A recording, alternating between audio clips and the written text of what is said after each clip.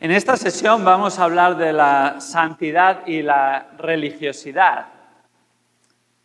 Y en realidad lo que vamos a considerar es la necesidad de tener cuidado con la falsa religiosidad. Hemos de tener cuidado con la falsa religiosidad. La falsedad y el engaño es parte de nuestra sociedad. Y a veces, como vivimos en esta sociedad, podemos malacostumbrarnos a escuchar noticias relacionadas con la falsedad. Algunas de estas noticias tienen que ver con falsos títulos universitarios o engaños en el ámbito académico. Y está muy de moda en los últimos tiempos lo que se podría denominar como currículos adornados, falsamente. Aquello que da a entender lo que no es cierto para dar una impresión más grandilocuente de la realidad de uno para acceder a un puesto de trabajo. Algunos incluso van un paso más allá y no solo adornan currículos, sino que amañan estudios académicos que con el tiempo salen a la luz. Ha habido casos y seguirá habiendo casos de personas en puestos de gobernanza en distintos países que tienen que dejar su cargo y dimitir porque está en duda sus estudios o sale a la luz irregularidades inexplicables. El engaño es parte de la naturaleza humana caída y la falsedad es algo tristemente habitual en la raza humana y en el mundo en el que vivimos. Y ningún ámbito está a salvo de la falsedad.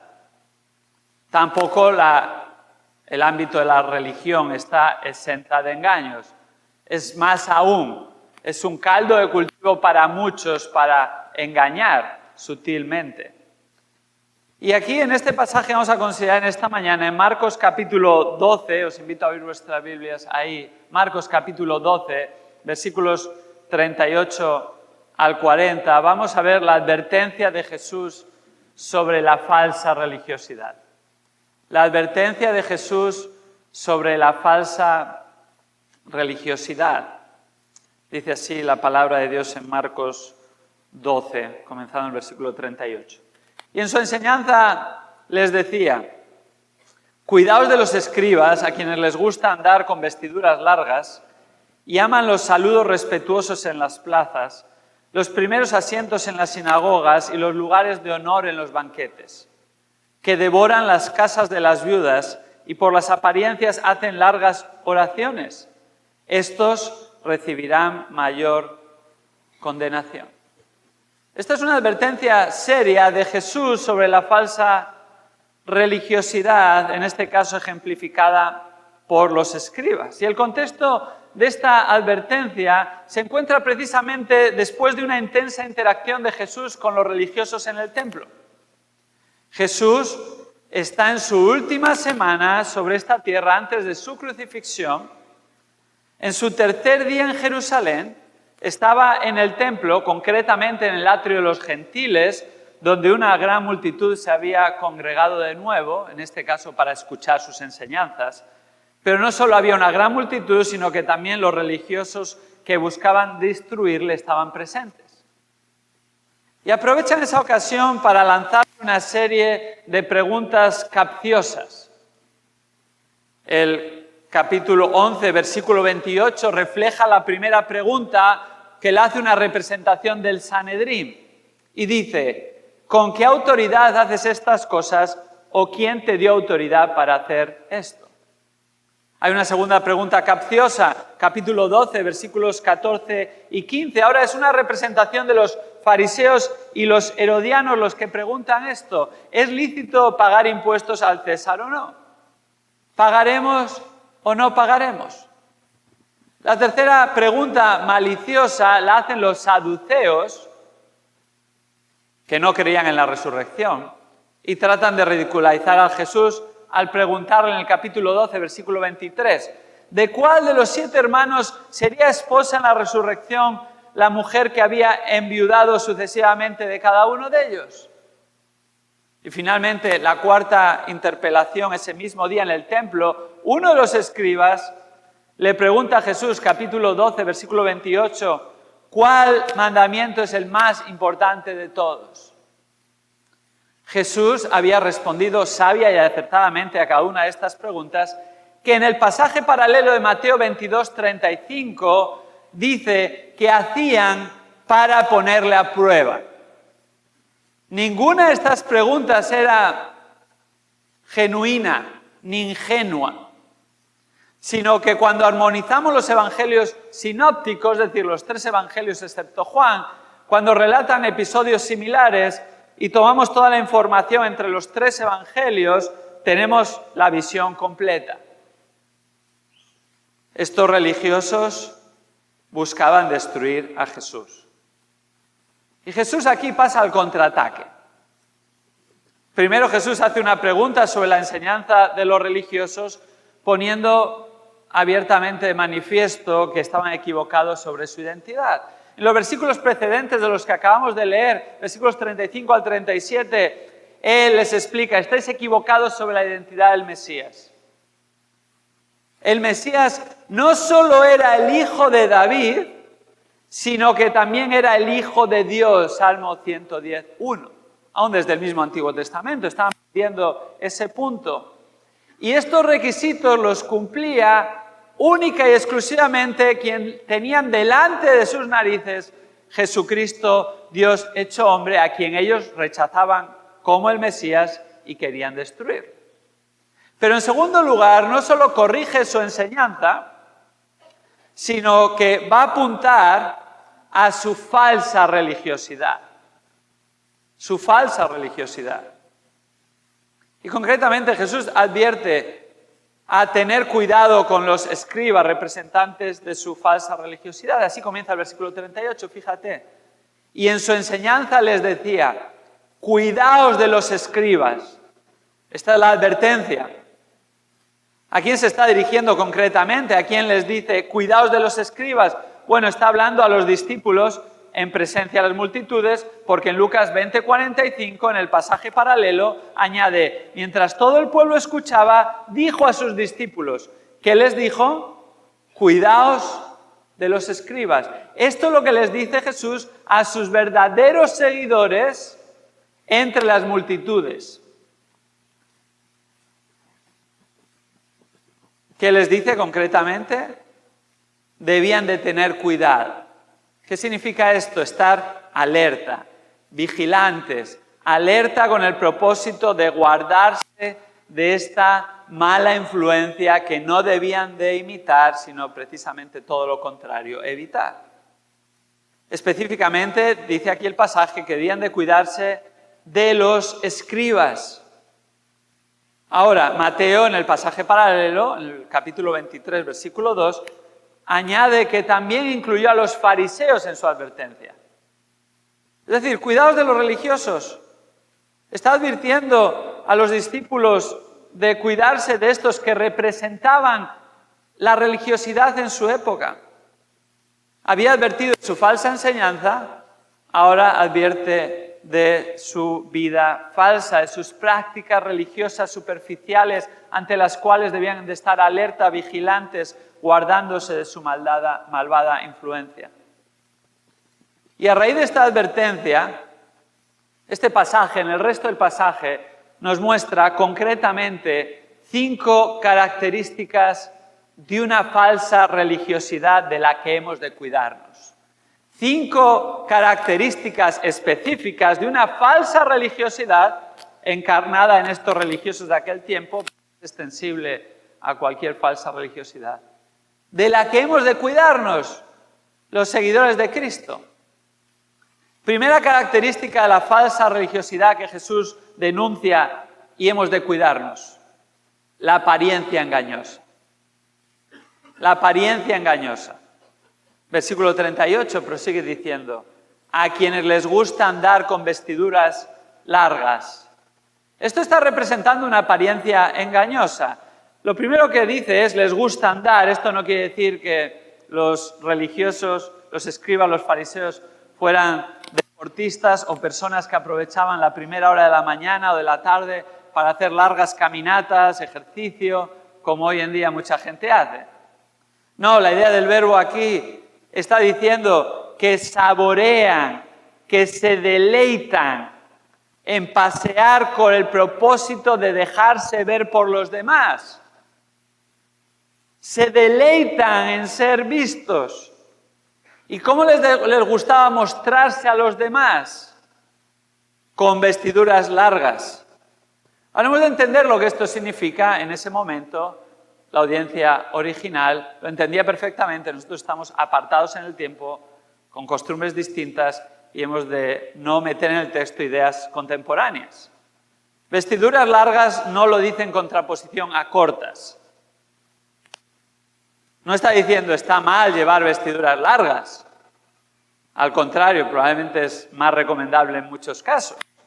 Pero este no es el punto del pasaje, sino que aquí vestiduras largas se refiere a unas túnicas específicas llamadas talit, que era una túnica costosa ceremonial que pretendía exhibir grandilocuentemente su supuesta piedad y erudición por medio de estos ropajes.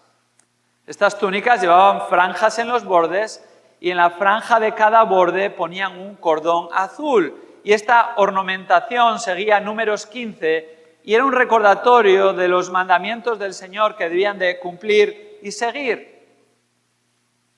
Sus vestidos eran un mensaje externo de su supuesta piedad interna que debía recordar a todos seguir los mandamientos de Dios y ellos ejemplificar la santidad de Dios representada en estos líderes religiosos. Pero en cambio ellos que amaban pasearse con esta apariencia engañosa. En otras palabras, pasearse cual pavos reales. En nuestra ciudad, en León, tenemos un parque ahí muy cerca del centro. Es un parque normal y es uno de los primeros parques de la ciudad. Yo nací y me crié en esa ciudad y recuerdo cuando inauguraron este parque, está ahí al lado del río, muchas personas iban a visitarlo porque tenían pavos reales en libertad. Podías ir allí y verles. Ahora, un pavo real normalmente no es gran cosa. Es un pavo.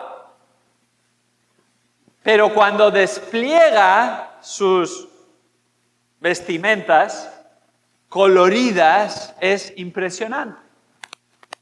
Llama la atención. Ahora, a veces es así la religiosidad de las personas y esa puede ser la tentación aún para los seguidores de Cristo, de lo que hemos de cuidarnos. No hemos de pavonearnos de nada que haya en nosotros, ni aún del fruto que Dios produce en nosotros en semejanza a Él. No, eso es mera religiosidad. Y en el caso de estas personas era falsa, porque supuestamente lo externo debía representar lo interno, pero Jesús anteriormente, como vimos anoche, había confrontado a estos religiosos y les había dicho, ¿sabéis qué? Vosotros estáis muy mal. ¿Por qué? Porque por fuera representáis una cosa, pero por dentro vuestros corazones es lo contrario, están muy lejos de Dios. Y estáis muy mal porque habéis sustituido la palabra de Dios por las enseñanzas de los hombres. Y ahora las enseñanzas de los hombres con apariencia religiosa son la autoridad. Cuidado con las apariencias engañosas. Sus vestimentas era una mera apariencia espiritual engañosa. Esto es lo que hace la religiosidad falsa. Toda religiosidad falsa enfatiza un componente basado en las apariencias. Lo que parece. Hay todavía religiones que les gusta ir con vestimentas ceremoniosas. Túnicas largas que dan, por supuesto, cierta áurea de piedad y erudición. Ahora, no habría nada malo en llevar vestimentas externas si representasen verdaderamente la piedad interna, sino que lo triste es llevar esas vestimentas cuando en realidad no es una realidad interna. Es triste y vergonzoso escuchar que personas que supuestamente son religiosas, que se visten con apariencias de piedad, ya sea con vestimentas externas o simplemente apariencias, posteriormente se esconden detrás de esa falsa apariencia hábitos que realizan, que son hechos deleznables, tales como todo tipo de abuso de personas, incluso de niños, para dar rienda suelta al corazón malvado.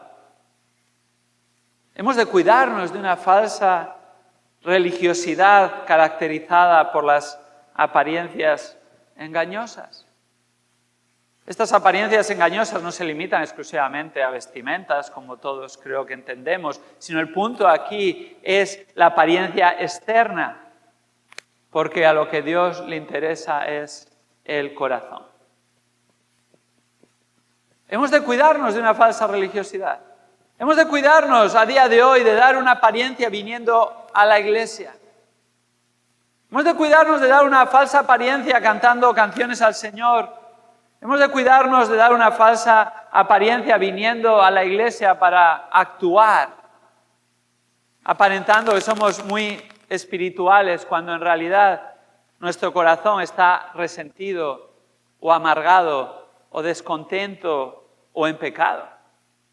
En pecado continuo y característico que no es confesado delante del Señor para restauración como sus hijos. Hemos de cuidarnos de las apariencias cuando somos personas distintas en casa que en la iglesia. Venimos a la iglesia dando una apariencia, pero luego en nuestro hogar, aquellos que están más cercanos a nosotros, ven que somos una persona diametralmente opuesta.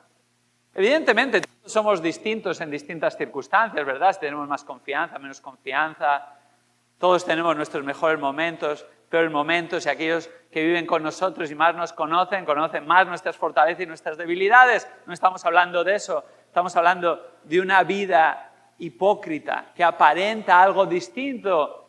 Y cuando se va a la iglesia, todos tienen que ir ahí firmes, nadie puede abrir la boca. Cuando tenemos invitados en nuestra casa, tenemos que aparentar lo que no somos. ¡Qué triste! Eso es una falsa religiosidad. Estamos todavía demasiado preocupados por nuestra apariencia.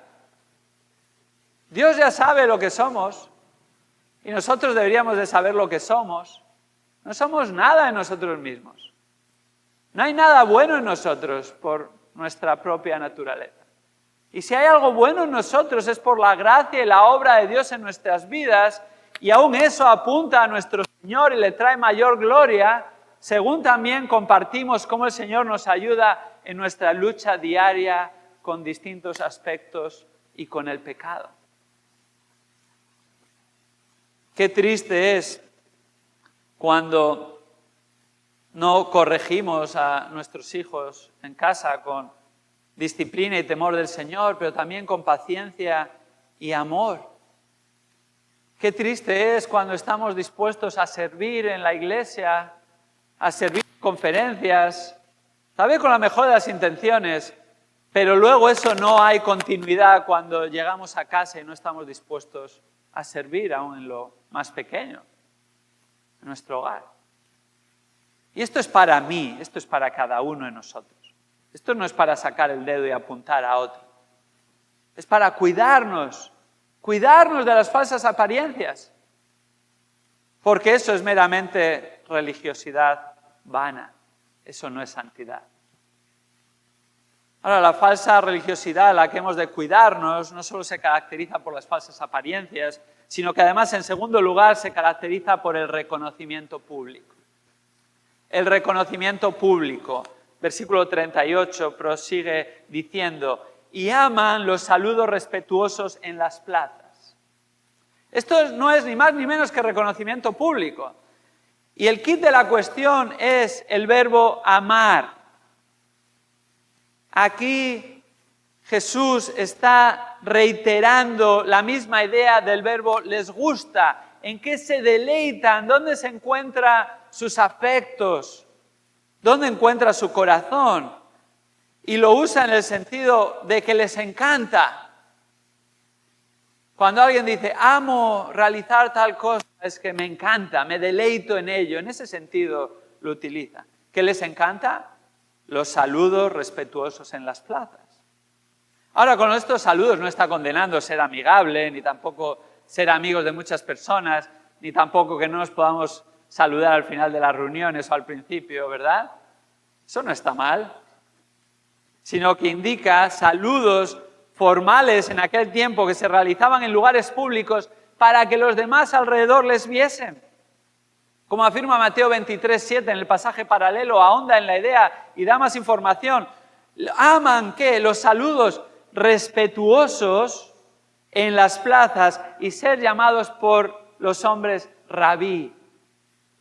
Les encantaba el reconocimiento público, no estaban buscando nuevas amistades, no estaban conociendo a nuevas personas, sino que les gustaba ser populares, que todos les viesen, que incluso les besasen. En algunos casos estos saludos incluían que les besasen las manos en señal de reconocimiento, incluso con una reverencia. Y si no les saludaban como debían, era una afrenta a su honor. Estos religiosos estaban esperando, buscando, deleitándose, encantándose en ser reconocidos públicamente, y es una señal inequívoca del peligro de la falsa religiosidad. Durante años, como congregación ahí en León, estuvimos dependiendo del Señor en oración, en su provisión para la construcción de un edificio para la iglesia. El ayuntamiento, la municipalidad, de una manera increíble que solo el Señor puede hacer, nos donaron gratuitamente un terreno de 5.000 metros cuadrados en una de las mejores zonas de la ciudad, al lado del Paseo del Río, cerca del principal centro comercial, de camino a los hospitales, muy visible. Y en ese tiempo hubo oportunidad de interactuar con muchas personas en distintos ámbitos, en el ámbito de la supervisión de la construcción, en el ámbito con los políticos, con las autoridades, con gente de la iglesia, con gente de otras iglesias, con potenciales donantes. Y hubo varios episodios que fueron muy interesantes y a mí personalmente el Señor me mostró, ¿verdad?, como buenos ejemplos y malos ejemplos en estos momentos. Y recuerdo unas personas, durante esos 7 años y medio de construcción, más años aún de esperar en el Señor para que proveyese los fondos necesarios, como hubo hermanos de nuestra iglesia que ofrendaron muy generosamente, pero aún hermanos de otras iglesias, y lo que me llamó tremendamente la atención fueron varios hermanos que fueron los que más ofrendaron. Hubo unos hermanos que ofrendaron 1 millón de euros para igualar ofrendas. Increíble. ¿Sabes cuál es la única condición que pusieron para hacer esta ofrenda? Claro, la primera, que fuera utilizada para el fin destinado, evidentemente, pero la única condición que pusieron fue: queremos permanecer en el anonimato. No queremos que nadie lo sepa. Pero posteriormente otros donantes piadosos, hacia el final de la construcción, esta primera donación fue al principio de la construcción, hacia el final de la construcción dio una cantidad también grandísima para terminar la obra y pidieron exactamente lo mismo: permanecer en el absoluto anonimato. Y estas personas, cuando se les conoce, uno ni se daría cuenta de que esas personas tendrían la capacidad de ofrendar esas cantidades. Pero esa es la verdadera devoción. Esa es la verdadera piedad. Delante de Dios y ante Dios, no delante de los hombres. No buscamos ningún tipo de reconocimiento público, porque la realidad es que no merecemos ningún tipo de reconocimiento. Más de una ocasión, personas muy reconocidas en el ámbito evangélico, y creo que una de estas fue el príncipe de los predicadores, Spurgeon, muy citado, entre otros. En una ocasión estaba hablando con una mujer después de una de sus predicaciones y le empezó a decir todo lo que no le gustaba de él, la corbata, su manera de predicar, su manera de actuar. Sacó ahí toda la lista, ¿verdad? Venía con una lista larga. Y Spurgeon la escuchó. Cuando acabó le dijo: Hermana, si usted me conociese bien, pensaría aún peor de mí de lo que piensa. Es verdad. El Señor sabe quiénes somos, ¿verdad? Por eso Pablo pudo decir ahí en 1 de Timoteo 1 y identificarse en los versículos 15 en adelante, yo soy el peor de los pecadores. ¿Por qué era Pablo en comparación el peor de los pecadores? Bueno, es difícil que Pablo pudiera objetivamente decirlo, pero él se consideraba delante del Señor subjetivamente como el peor de los pecadores. ¿Por qué? No solo por todas las acciones malvadas que había hecho siendo perseguidor de la iglesia, sino porque él conocía su propio corazón, era consciente de su pecado y todo lo que Dios le había perdonado, y aún cómo le estaba purificando. Esa es la verdadera piedad. Entender que simplemente somos justos y santos por los méritos de Cristo en la cruz del Calvario y no ningún mérito nuestro. Desde luego, esto no es excusa, pecaremos para que la gracia sobreabunde de ninguna manera. Esto tiene que ser el acicate, la motivación para crecer más en santidad, según el Señor obra en nosotros. Pero aún, según el Señor produce esta obra, reconocer, Señor, qué indigno soy. Gracias por tu salvación. Gracias por tu santificación que estás haciendo en mi vida. No merezco ningún reconocimiento público. El único reconocimiento se lo lleva a Cristo, porque es el único que lo merece y es el único, en el único que podemos presentarnos delante de Dios sin mancha.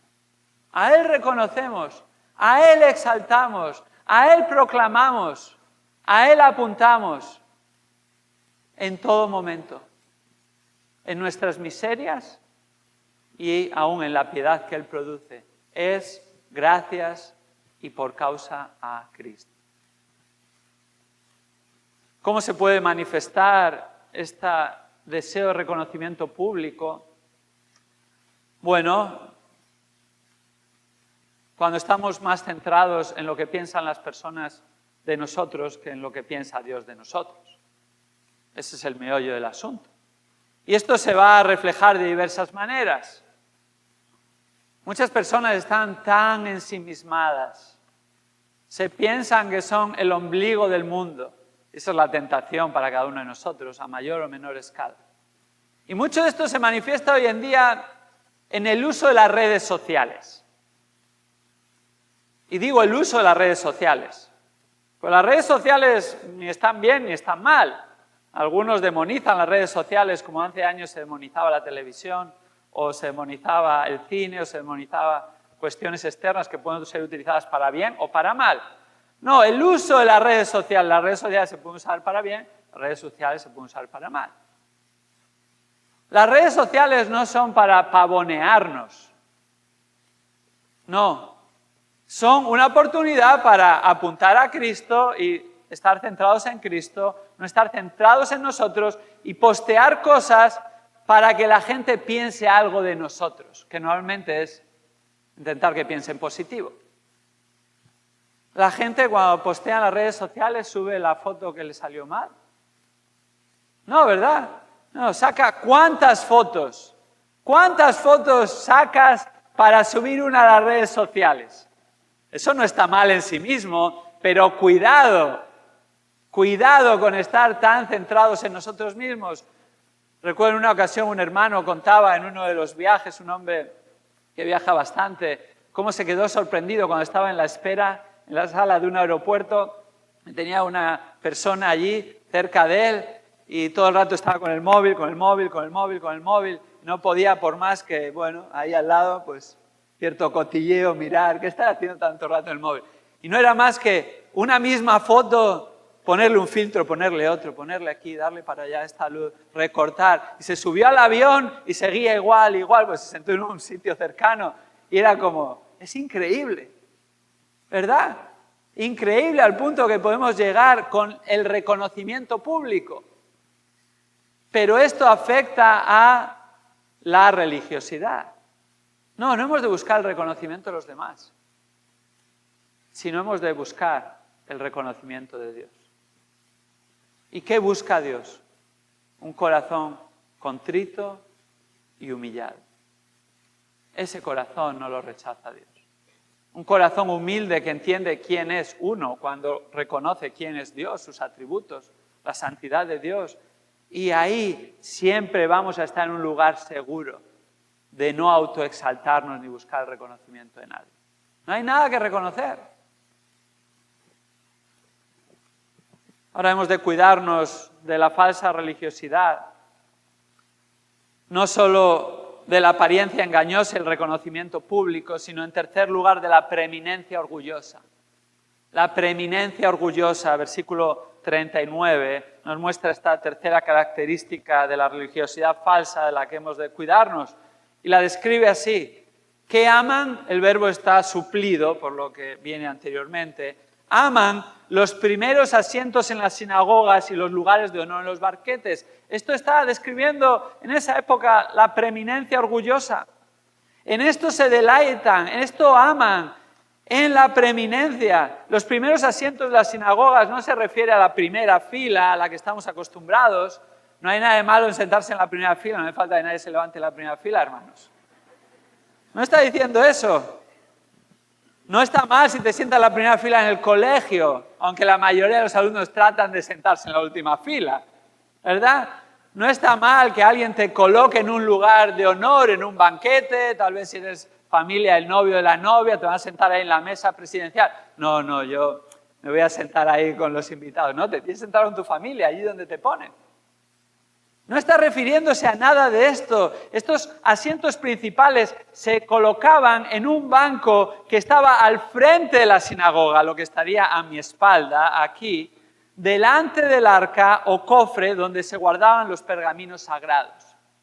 Es decir, en un lugar preeminente de cara a la audiencia, y se reservaba solo y exclusivamente, ahí solo se podían sentar los religiosos y personas distinguidas. Y ¿sabes qué? El problema no era que les dijesen tienes que sentarte ahí, porque uno se sienta donde le toca, sino amaban sentarse ahí, que mostraba su corazón.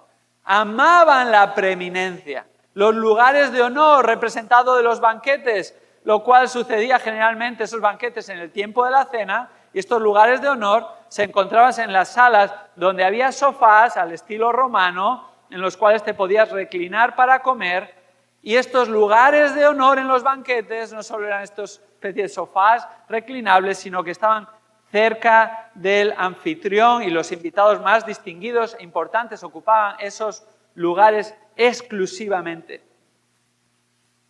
Amaban esto. Amaban la preeminencia. No, si no me das ese lugar preeminente, no voy, ¿verdad? Si me vas a invitar a tu boda y me vas a sentar ahí al fondo, no voy a ir a la boda. Eso muestra el corazón. ¿No es así? Eso muestra las ganas del reconocimiento público, las ganas de la preeminencia orgullosa. Esa es la tendencia de todo corazón humano. Muchas de las celebraciones en nuestra sociedad, que no son religiosas, pero a veces tristemente las religiosas, son de esto, de la preeminencia. Los que llegan, se pasean ahí en el fotocall con la alfombra roja y todos tratan de ser la persona más preeminente. No hay lugar para eso entre los seguidores de Cristo. Todos somos insignificantes. El único preeminente es el Señor Jesucristo. Nadie somos dignos de ocupar ningún lugar preeminente. Es como en los campos de fútbol existen los palcos, ¿verdad? Y uno de los palcos más cotizados, no solo en mi país, sino en el mundo del fútbol, es el palco del Santiago Bernabéu. Y ahora que está remodelado aún más, ¿verdad? Aún sentarse en cualquier asiento de ese estadio es el sueño de muchas personas que pagan dinerales por sentarse ahí en el último lugar. Cerca de los videomarcadores hay 360 del techo, retráctil. No, el que se sienta no solo en ese palco, sino el que se sienta más cerca del presidente del Real Madrid, en este caso Florentino Pérez, esa es una persona preeminente. ¿Eso buscan? No, eso no ha de ser así entre los creyentes. Eso no ha de ser así entre los seguidores de Cristo. No hemos de buscar esos lugares, ni mucho menos amarlos. Si te invitan y tienes ocasión, vete, disfrútalo. Pero no lo busques, no busques preeminencia, no ames la preeminencia en ningún lugar y probablemente ninguno de nosotros vamos a ser invitados al palco del Santiago Bernabéu, ¿verdad? Yo prefiero que me inviten al palco del Camp Nou. Pero bueno, tampoco me van a invitar a ese palco, así que no me voy a hacer ilusiones. Pero el asunto es es nuestro corazón. No hemos de amar, deleitarnos en lugares que buscan preeminencia. Jesús lo explica de esta manera en una ilustración similar. En Lucas 14, dice ahí en los versículos 7 al 11, y comenzó a referir una parábola a los invitados cuando advirtió cómo escogían los lugares de honor a la mesa, diciéndoles, cuando seáis invitado por alguno a un banquete de boda, no tomes el lugar de honor, no sea que el que haya invitado a otro más distinguido que tú, ¿qué sucede? Viniendo el que te invitó a ti y a él te diga, dale el lugar a ese. Y entonces, avergonzado, tengas que irte al último lugar. Sino que cuando seas invitado, vete y siéntate en el último lugar para que cuando llegue el que te invitó te diga, amigo, ve más adelante. Entonces serás honrado delante de todos los que se sientan a la mesa contigo. Esto es una parábola ilustrativa. Aquí está el punto de la parábola, versículo 11. Porque todo el que se ensalce será humillado y el que se humille será ensalzado. Esto es lo que necesitamos escuchar. Esto es lo que necesita nuestro corazón. Nuestra labor es humillarnos. Y si Dios quiere ensalzarnos de alguna manera, ha de ser para gloria de su nombre, no para nuestra preeminencia. Y hemos de cuidar nuestro corazón. Esto puede suceder por exceso o por defecto, porque es un asunto del corazón. Es decir, cuando lo tenemos o cuando no lo tenemos. Cuando lo tenemos y buscamos la preeminencia en lugar de humillarnos, pero es igual o más peligroso cuando no tenemos un lugar de preeminencia y lo deseamos y esto genera descontento, esto genera resentimiento, esto genera comparaciones, envidias, críticas. No, el Señor me ha puesto donde tengo que estar y no merezco ni siquiera el lugar donde el Señor me ha puesto, aunque sea el lugar más bajo. Esa es la perspectiva adecuada, ese es el punto de partida. Y a partir de ahí todo es ganancia. Parto del piso, ese es mi lugar, el piso donde el Señor me ponga. Y es por su gracia que puedo estar ante su presencia, y es por su gracia que soy hijo de Dios, es por su gracia que soy parte de la iglesia de Cristo, es por su gracia que tengo la esperanza eterna de reinar con Él, no solo en esta tierra durante el milenio prometido, sino también estar con Él por la eternidad en los cielos nuevos y tierra nueva. Aún en el rinconcito que sea, no lo merezco. Es todo por su gracia. Aquellos que aman los lugares preeminentes, aquellos que aman sentirse importantes, aquellos que aman el deseo de autopromocionarse y encontrar un lugar de preeminencia, están mostrando ni más ni menos que sucumbir ante la tentación, que no va a producir fruto espiritual entre los creyentes, ni santidad. Y si esto es característico, puede estar sacando a la luz una mera falsa religiosidad de una persona que no es nacida de nuevo. Hay una cuarta característica de la religiosidad falsa. Versículo 40, el aprovechamiento deshonesto. El aprovechamiento deshonesto. Fijémonos, añade, que devoran las casas de las viudas. Esta falsa religiosidad se muestra por un aprovechamiento deshonesto, en otras palabras, una falta de escrúpulos, aprovechándose de grupos más débiles para sacar beneficio propio. En este caso lo ilustra las viudas. Desde el Antiguo Testamento Dios ha tenido un cuidado especial de las viudas, junto con los huérfanos y los extranjeros, y el pueblo de Israel, el pueblo escogido de Dios, era llamado a cuidar de las viudas. En Santiago 1:27 esto es reafirmado cuando dice: la religión pura y sin mácula delante de nuestro Dios y Padre es esta, visitar a los huérfanos y a las viudas en sus aflicciones y guardarse sin mancha del mundo. ¿Qué hacían estos religiosos? No cuidaban de las viudas, no cuidaban de los débiles, no cuidaban de los insignificantes, sino el pasaje dice, devoraban las casas de las viudas. ¿Cómo hacían esto? Se ganaban la confianza de las ancianas viudas, las cuales confiaban en ellos por su apariencia externa, su supuesta religiosidad, para a continuación principalmente enriquecerse ilícitamente a su costa. Había varias maneras en las que se aprovechaban de las pobres viudas. Una de ellas, obvio, por sus servicios de consultoría. ¿Por qué? Porque los escribas tenían labores más allá de la sinagoga cuando se reunían, sino que eran una especie de notarios y una especie de abogados para el pueblo de Israel en aquel tiempo y dilucidar los asuntos entre ellos. Y así estos escribas eran consultores, incluidos consultores inmobiliarios de bienes raíces, un servicio que ofrecían a las viudas supuestamente para ayudarlas. Estas viudas eran embaucadas por estos escribas para que les dejasen sus propiedades en herencia. No eran tan burdos de robarles directamente, tenían que guardar las apariencias, sino en un supuesto acto de bondad debían de dejar sus propiedades en herencia a los escribas. Y cuando esto no colaba, tenían que dejarlo en donación al templo, ya se beneficiarían ellos luego. Aquellos que piensan que la religión es un medio de aprovechamiento personal muestran claramente una falsa religiosidad. A lo largo de la historia, el caso de los escribas no es un caso aislado. Nos acordamos de las famosas indulgencias que el Papa promulgó y Tetzel ejecutó para el enriquecimiento de la Iglesia Católica en el siglo XVI.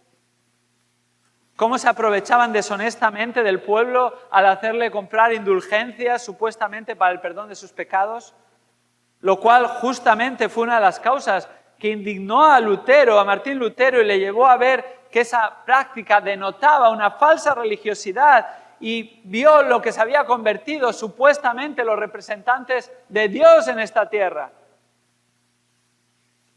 Pero este no es un caso histórico simplemente, sino que a día de hoy se siguen viendo casos de abusos y aprovechamiento personal en el nombre de la religión, en todo tipo de religión y en todo tipo de denominación dentro de las religiones, incluida la Iglesia evangélica, tristemente. Personas que se aprovechan de su posición para engañar a la gente y su beneficio propio. Hace unos años visitaba Honduras con frecuencia. Iba allí a enseñar en un seminario bíblico y una de las últimas veces que visité fui a una cumbre de seminarios representando a nuestro seminario Berea allí en España y era increíble cómo los pastores de esa región, especialmente de Honduras, nos contaban casos de iglesias que ellos conocían que se aprovechaban y se enriquecían exigiendo a los feligreses darles obligatoriamente buena parte de los pocos ingresos que tenían. Es más, una de estas iglesias se veía bien cuando uno iba al aeropuerto ahí en San Pedro Sula, tenían un estadio completo. Y me contaban varias personas que habían ido allí, habían salido, gracias a Dios, de esa secta, esa falsa religiosidad, que al entrar tenían que sacar la tarjeta de crédito y allí delante donar la cantidad que les pedían, con promesas falsas de prosperidad y salud. Qué gran mentira. Qué falsa religiosidad. No, el Señor bendice a cada uno como quiere, cuando quiere, y en la medida que quiere, porque al final todo le pertenece a Él. Sí, puede ser que el Señor te haya bendecido espiritualmente, económicamente, gracias a Dios por ello. Pero no ha de ser a costa de un aprovechamiento ilícito y mucho menos en nombre de la religión. Eso es una falsa religiosidad. Ahora, no solo esto puede ser un problema económico, sino que puede ser un problema de buscar algo en la religión que yo me aproveche de ello. ¿Cómo se ve esto? Bueno, una persona mostrará su religiosidad falsa cuando venga a Dios cuando le interese. Ahora me interesa, ahora no me interesa. Ahora me conviene, ahora no me conviene. Cuando vienen a Dios como el genio de la lámpara maravillosa para que cumpla sus deseos, solo tienes que frotar la lámpara. Pide tu deseo. Eso es un aprovechamiento personal, eso no es piedad ni santidad.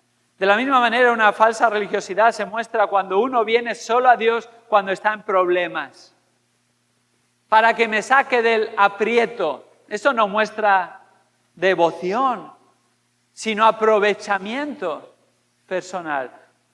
Es también aprovechamiento deshonesto cuando se acude a Dios como en analgésico divino para paliar tus temores y dudas terrenales y sentirte más tranquilo y más seguro y en paz contigo mismo.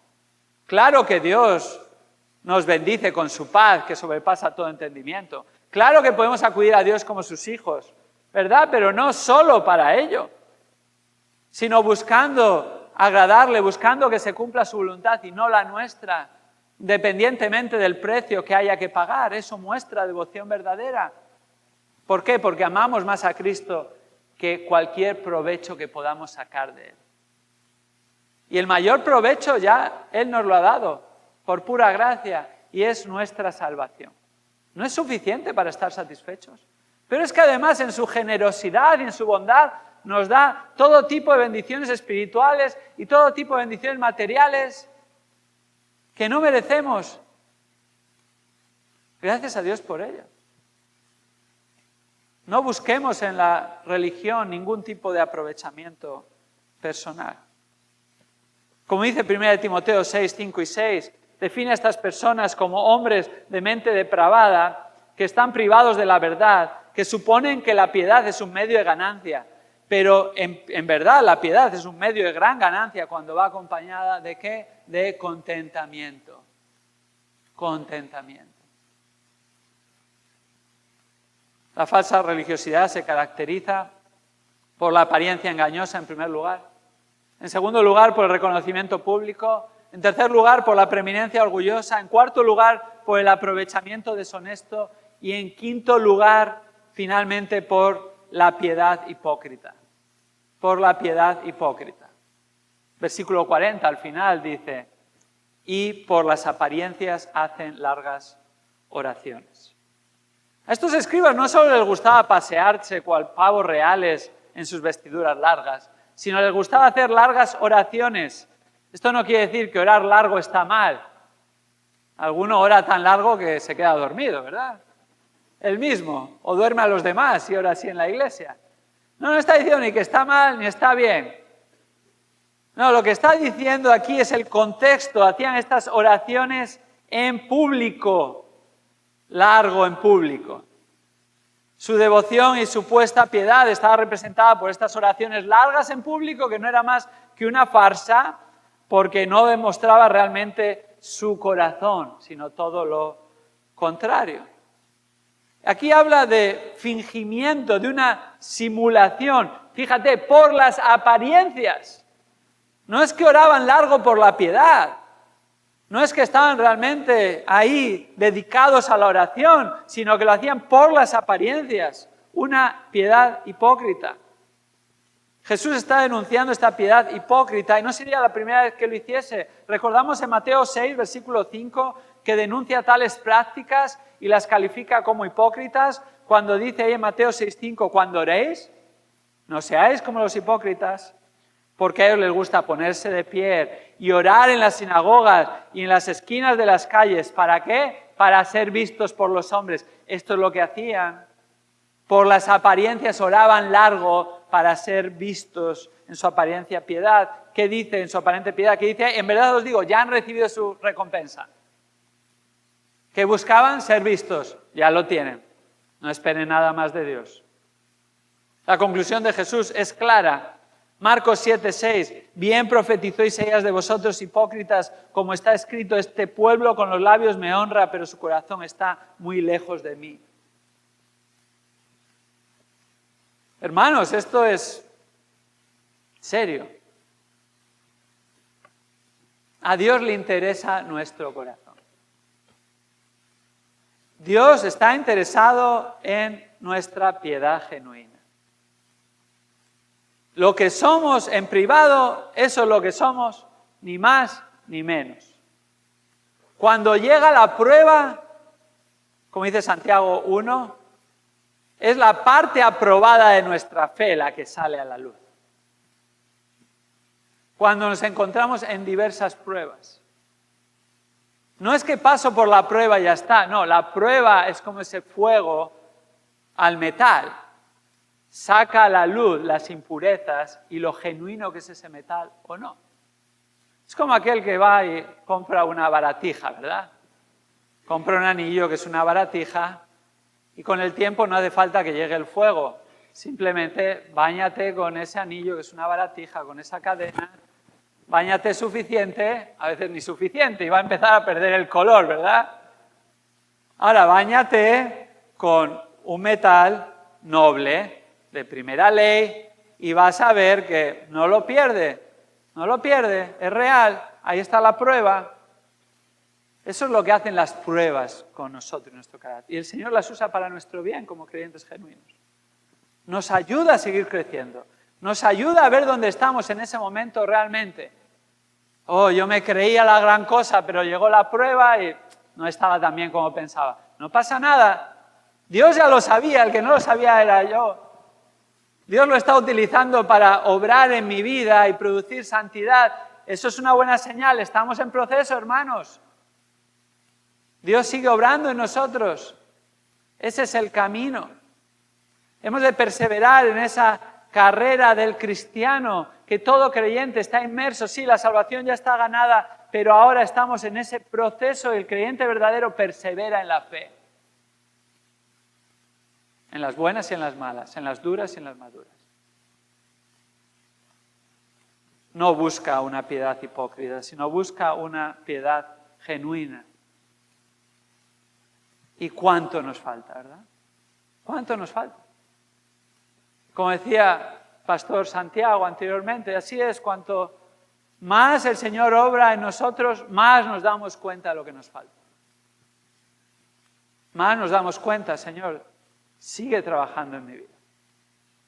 No importa los años, no importa el tiempo en el Evangelio, todos estamos en proceso y deseamos crecer en semejanza a Cristo.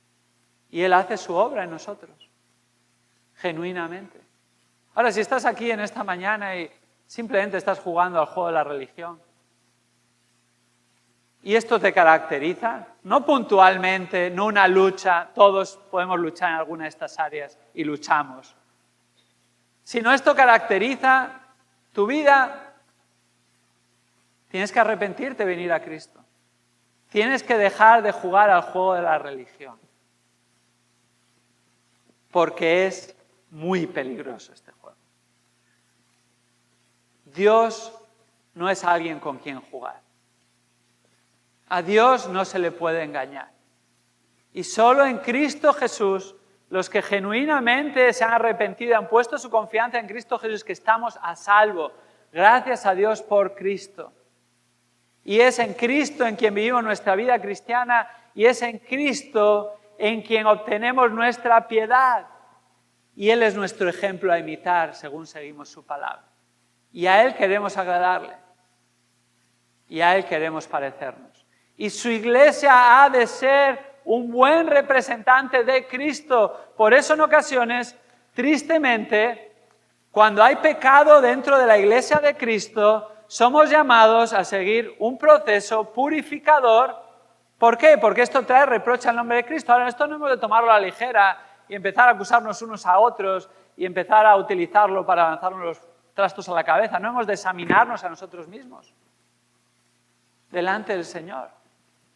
Y aún si llegado el momento hay un caso flagrante de pecado probado y continuado y característico y sin arrepentimiento y siguiendo los pasos bíblicos de Mateo 18 no hay arrepentimiento, después del tiempo no hay enseguida con la escopeta cargada para el primero que se mueve dispararle, sino con gracia, con paciencia, con instrucción, con misericordia, llamando a esa persona al arrepentimiento. Tristemente a veces hay que llegar al punto de tener a ese que se llama cristiano como gentil y publicano como un medio de buscar su restauración si es un creyente genuino, o si es un incrédulo como un medio de hacer ver esta persona necesita arrepentirse y seguir a Cristo.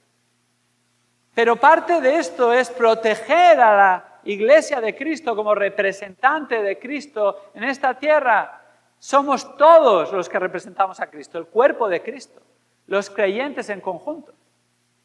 Recordamos ahí en Corinto, la iglesia de Corinto que se jactaba de su pecado, y Pablo les tiene que decir en 1 Corintios 5, mirad, hay pecados en medio vuestro que ni aun los incrédulos y paganos hacen, y si hacen tratan de esconderse, y vosotros lo hacéis abiertamente, casos de incesto, y no hacéis nada al respecto. No. ¿Por qué? ¿Cuál es el problema? Un poco de la levadura leuda toda la masa. ¿Y cuál es el problema? Esto trae reproche al nombre de Cristo. Ahora hemos de aplicarlo con el espíritu de Gálatas 6:1.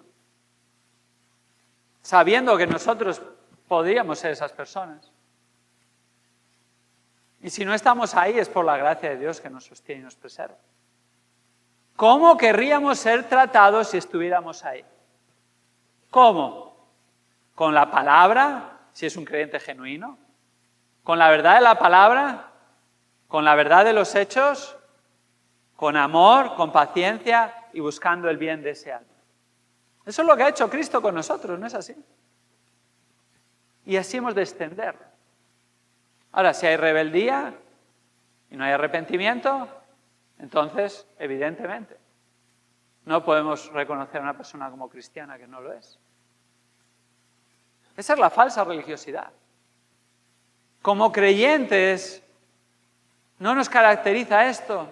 No ha de caracterizarnos. Y si en algo de estas áreas estamos siendo tentados, hermanos, hemos de evaluarnos y decir, Señor, ayúdame.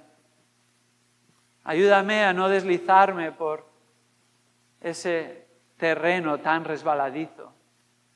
Ayúdame a mantener mi corazón buscando agradarte a ti, anhelando realmente la santidad y la semejanza a Cristo. Y Él es el que nos sostiene. Él es el que nos enseña. Él es el que produce el fruto en nosotros. Y en Él confiamos y descansamos. Vamos a orar juntos.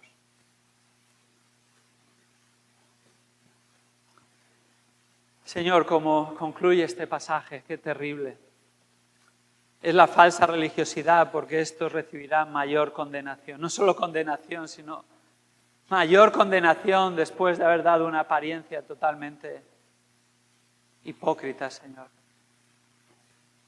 Señor, que reflexionemos, que, como dice tu palabra, nos examinemos. Si estamos en la fe, nos examinemos a nosotros mismos.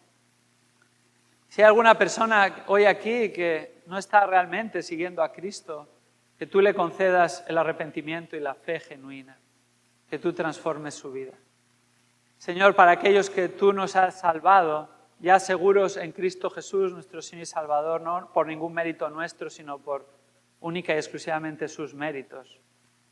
Señor, ayúdanos a cuidar nuestro corazón. Ayúdanos a crecer en amarte a ti, en deleitarnos en tu santidad, en deleitarnos en crecer en semejanza a Cristo y no en ninguna de estas cosas tan engañosas y que realmente es solo religiosidad vana, Señor. Que tu pueblo se defina por una piedad genuina y según crecemos juntos, que nos ayudemos unos a otros, que nos animemos unos a otros, que nos exhortemos unos a otros con gracia y con amor, buscando honrar tu nombre y tu gloria para la exaltación de Cristo, nuestro Señor y Salvador. Esto oramos en el nombre del Señor Jesucristo. Amén.